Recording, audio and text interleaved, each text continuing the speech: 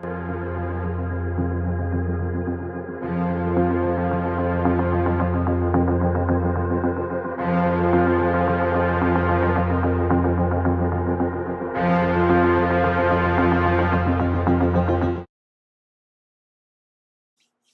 howdy, y'all. This is Clara Lawrence, and I thought I'd share with you our Artapalooza adventure.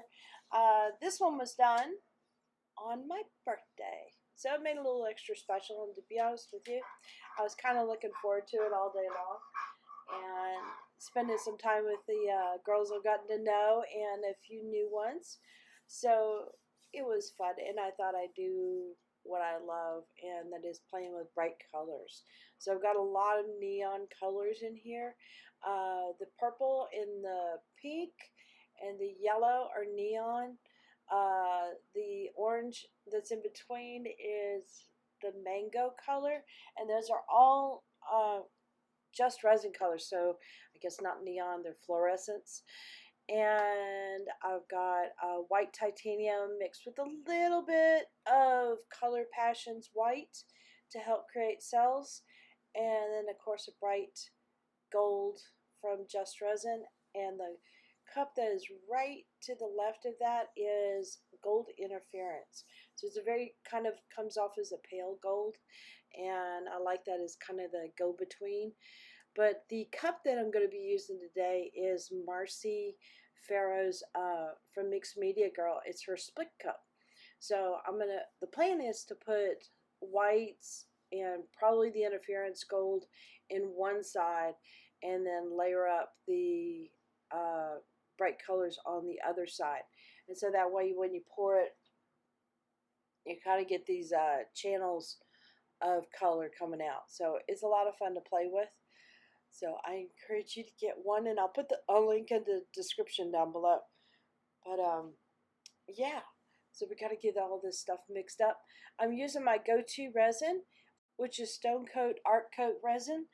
It gives me a super long working time. I've gotten about 2 hours and 15 minutes out of it, and that's been my record so far. But I also love to use it mainly for the art purposes of it has a huge UV protection on it, and since you see I'm using trays, I also like the fact that it's got scratch resistance and heat resistance. I believe it's up to either 450 or 500. I've heard both numbers. Anyway, so when I'm using art as a practical means, it's good to have those kind of things too, because a serving tray, people might serve hot food on it, so you want to make sure that you have something that it's going to protect your artwork. And also on a side note of that is, if you're doing resin in things that are food related, and you see here I'm using an array of colors. Excuse me, it's early in the morning, I'm yawning. If you're using an array of colors, I would encourage you to let that cure and then put a thin layer of just clear resin on top of it. So it is what they call food safe resin, which means food can come in contact with it, but it's not like you want to eat off of it. But if you put any other color properties in there, those are not food safe. And like, for example, the gold does come to the surface, so the gold would have contact with the food. So I always encourage a clear bit of resin on top of it. And if I do any cups and all that, I usually like to leave a little rim of just the cup at the top where your lips would come in contact with the cup. So just some food for thought. I didn't really plan on saying that, but it kind of worked out that way. But yeah, just some thought when handling with things that relate to food and such. But onto the show. So you see there that I'm pouring the colors on the side. Of course, I didn't have the cup right in the middle, which would have been handier for you to see. On one side, and then on the other side, I've got the whites going in. And this allows the whites to kind of mix up a little bit, and then the color side allows the colors to mix up a little bit, so that way when they pour out, it gets really, really interesting.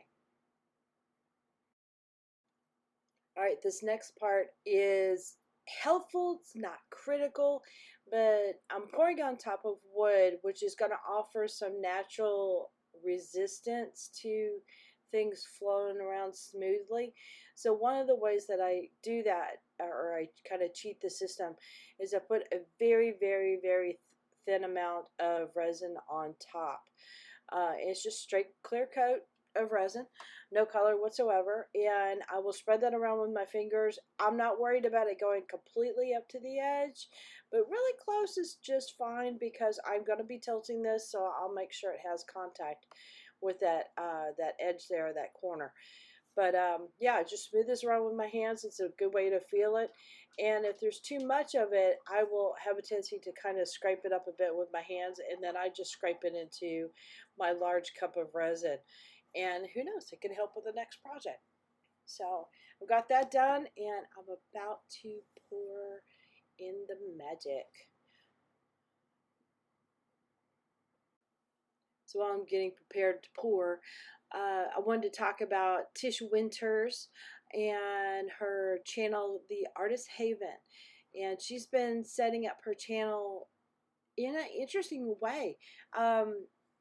My other buddies over at ATD do this all the time, but Tish has a plan for hers.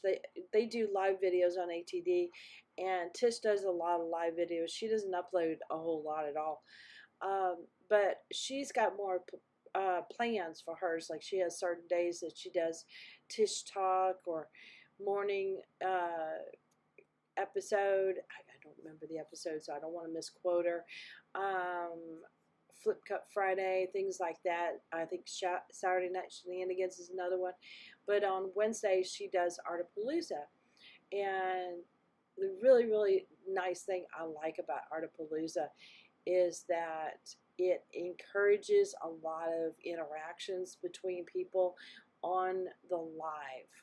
So you're getting a lot of that chemistry or energy or just, a whole ton of creativity, just with the art. She doesn't give us really any restrictions as far as what kind of art we want to create. We all kind of know each other from doing a lot of fluid arts.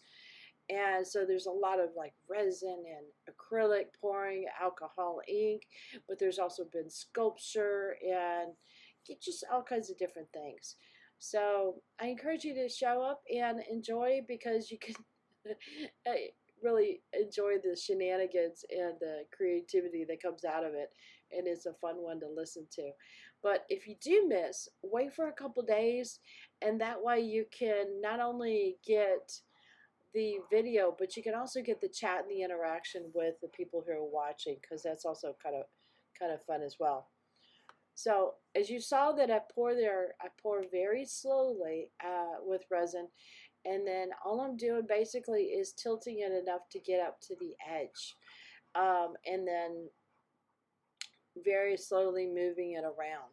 So not a lot of manipulation, because if I manipulate it too much, resin turns to mud. So I find that it helps not to. And in this case, I'm also in the process of debating, do I add some gold? And I think it turned out just right. So I'll hit it occasionally with heat. Let me bring you in for a close-up. And this is one of the rare times that I haven't manipulated after that. I really like it. And we got a lot of like kind of what I would call medium to small cells in this one. You can see some wood grain coming through, which I really, really like. But it is a bright piece. And you'll get some of the gold flakes in there, because I did put a little bit of gold, but most of the gold shimmer you're going to see is from the gold interference, which will add a nice shimmer to it. But the bright gold itself will add almost flakes to the surface, because it'll rise. Like right there on the white, that's the gold itself. But I'm really digging the brights. So I'll leave a link for Artapalooza down below, but I encourage you to check out her channel as well. And thanks for... One more thing I almost forgot. At the end of my videos, I normally put in a still shot of the colors that I use. So if you do art yourself and you're like, oh, I gotta have that yellow, you can go to the end of the video and you'll see the brand, and the name of the yellow on there. So I encourage you to always watch to the end of my videos because you'll get that info. All right, later.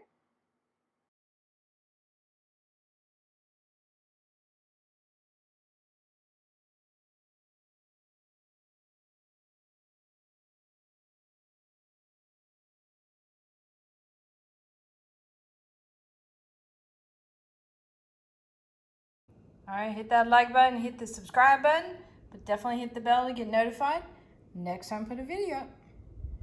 There we go.